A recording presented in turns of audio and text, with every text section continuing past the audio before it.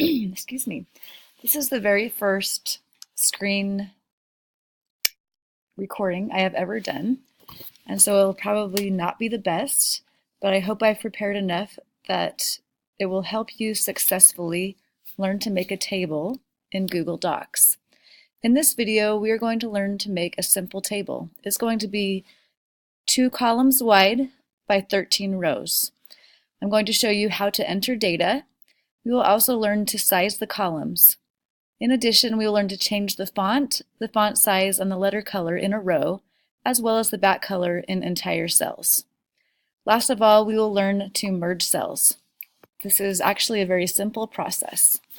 The first thing that I do is with my mouse, oops, wrong computer, I go up to the Insert button up here, and I say Insert Table.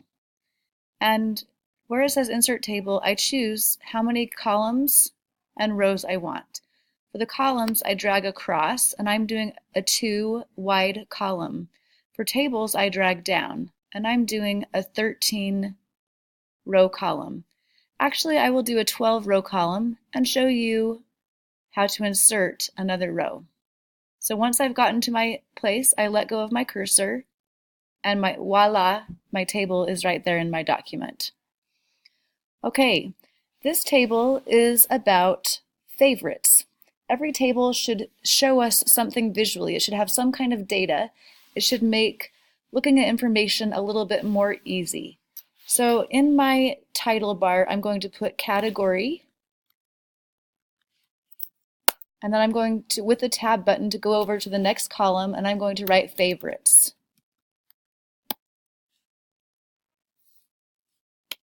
Oops, when I press return, all that does is help me type more into that cell. I did not mean to do that, so I'm going to go backspace, and then I'm going to tab or arrow to where I want to go.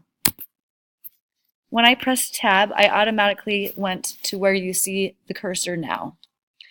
Okay, I'm going to start entering in my first favorite category, which is funny movies. So I'm just going to type in funny movies. Then I'm going to tab to the next column, and I'm going to put What's Up Doc, an oldie with Barbra Streisand and Ryan O'Neal, and What About Bob? If you haven't seen those movies, I really highly recommend them. Then I'm going to tab to the next column. Now I know based on the table that I already created that this table is not the size that I want it to be. So I'm going to teach you how to size the columns. And I'm also going to change my margins so that my table will fit onto my page. So here you get a bonus. You get to learn how to change the margins. You go to File, Page Setup, and then I like small margins, so I'm going to do 0.3, 0.3, tab, 0.3, tab, 0.3, tab, 0.3, and then OK. Now I have plenty of space for my table.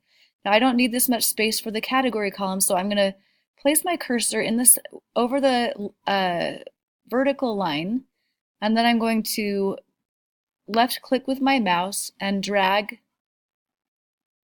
the line until it's where I want it to be. And right there looks about good to me. You see how that made the first column smaller and the second column larger. Okay, so you have now learned how to size the columns. Because I didn't want you to have to sit and watch me put all the information in, I copied it before I started the video, and now I'm going to paste it with my Control V. As you can see, I have lots of favorites, so I had to list multiple favorites. But there you see, I've filled up my table with my favorites. The categories I chose were media, movies, television shows, music, books, authors, and then of course food. I think we all enjoy a little media and some food as well. To make my table look better, okay, let me just review what we've learned so far before I go on. We have learned to enter data, we have learned to size columns, and now what we're going to learn is how to change the font size, and letter color in a row, as well as change the back color of entire cells. So first, we're going to highlight the title bar, which is where I would like to change the styling so that it looks a little bit more like a header. I'm going to come up here and I'm going to change the text color to purple because I like the color purple. I'm also going to, as you can see by the blue, these rows are still highlighted.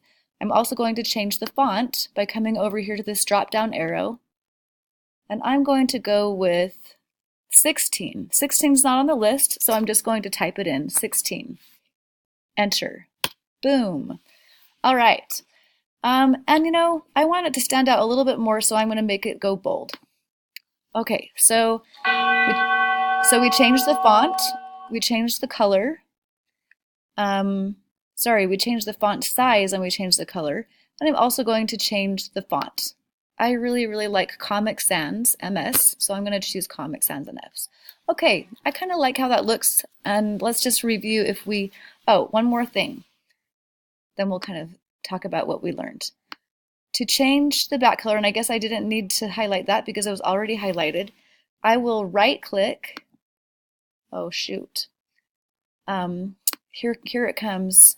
How much I dislike Macs because they don't operate the way that I'm used to on a desktop computer. Okay, so I will just explain to you how to do this since I don't know how to do it on my MacBook. In order to change the back color of those two rows, I right click, and when I right click, a menu comes up. And what the menu will say, I'm going to do it on my other computer so I can remember, is towards the bottom there's something that says Table Properties. When you click on Table Properties, there's an area that says Cell Background Color, and when you click on Cell Background Color you have a lot of choices. And when you're done, you just click OK. And I'm very sorry that I cannot show you that, but at least I told you and you can go through it step by step. So what we've learned just now is how to change the font size, and letter color in a row, as well as the background color of the entire cells. One more thing I'm going to show you is how to insert another cell and how to merge cells. So what I'm going to do is I'm going to scroll up here. I'm going to highlight, oh, it's already highlighted. Oh shoot, I can't right click. Okay, so to do this, you're going to, while this is highlighted, you are going to right click. Again, I do not know how to right, or there's something wrong with my mouse or something on my Mac computer, so I cannot right click. But you are going to right click, and one of the options you're going to see, which I can see right now on my other computer, when you right click, is insert. You have lots of options. Insert row above, insert row below, insert columns. I'm going to insert a row above. Well,